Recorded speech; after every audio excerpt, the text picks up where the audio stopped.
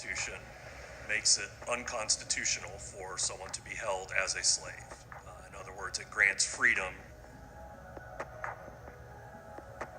to all Americans. There are exceptions, including criminals. We are the products of the history that our ancestors chose, if we're white. If we are black, we are products of the history that our ancestors most likely did not choose.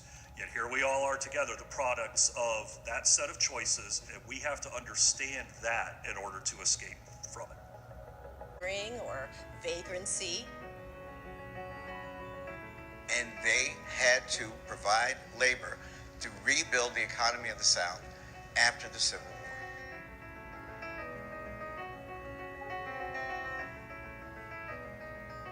What you got after that was a rapid transition to a kind of mythology of black criminality. Go back and read the rhetoric that people used then. They would say that the Negro is out of control, that there's a threat of violence to white women. So the same sort of image we had of Uncle Remus and these genial kind of black figures was replaced by this rapacious, menacing Negro male evil that had to be banished.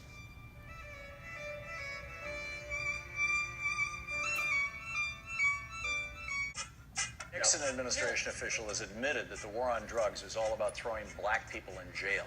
He said, quote, "The Nixon campaign in 1968 and the Nixon White House after that had two enemies, the anti-war left and black people." You understand what I'm saying?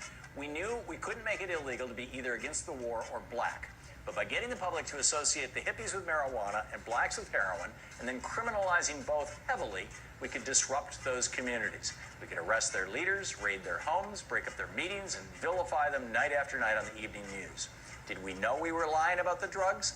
Of course we did. Always stopping me. Why is it day in and day out, week in and week out, you're stopping me? And that, I think, is hugely important. When we think about the children who were killed at the hands of the state, I think about Tamir Rice at 12 years old, and the way that he was killed, it hits my heart.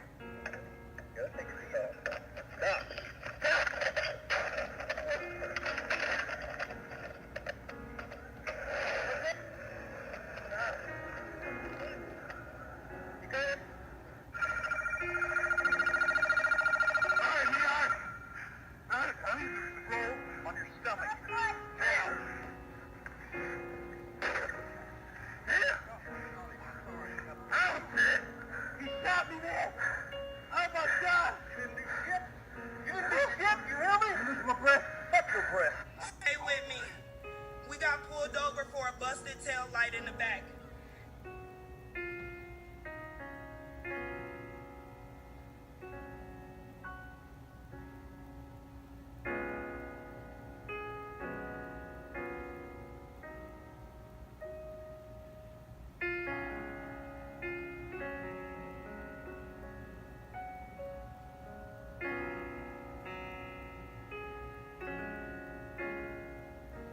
Police violence, that isn't the problem in and of itself.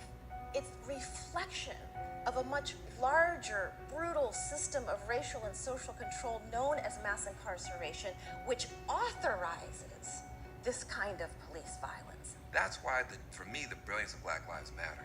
To have a distributed leadership model, you can't stop. You can't find their address. I mean, Black Lives Matter is not a stoppable phenomenon by a bullet or anything else. And so there's hope there because of that. Having people truly understand that when Black Lives Matter, everybody's life matters.